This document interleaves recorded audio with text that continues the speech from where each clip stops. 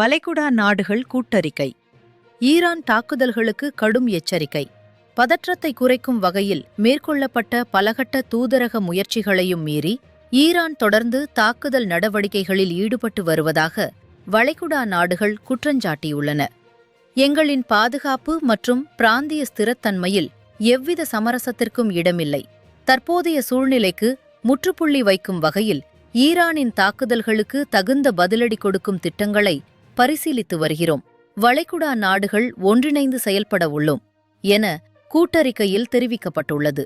இந்த அறிக்கை gulf cooperation council (GCC) நாடுகளின் அவசர ஆலோசனைக்கு பிறகு வெளியிடப்பட்டதாக கூறப்படுகிறது. GCC உறுப்பு நாடுகள் Saudi Arabia, United Arab Emirates, கத்தர், குவைத், பஹ்ரைன், ஓமான். மத்திய கிழக்கில் பதற்றம் அதிகரித்துள்ள நிலையில் இந்த அறிவிப்பு முக்கியத்துவம் பெற்றுள்ளது. மேலும் அதிகாரப்பூர்வ அப்டேட்கள் எதிர்பார்க்கப்படுகின்றன. ஏஜே சவுதி நியூஸ் தமிழ் உங்களுடன் தொடர்ந்து.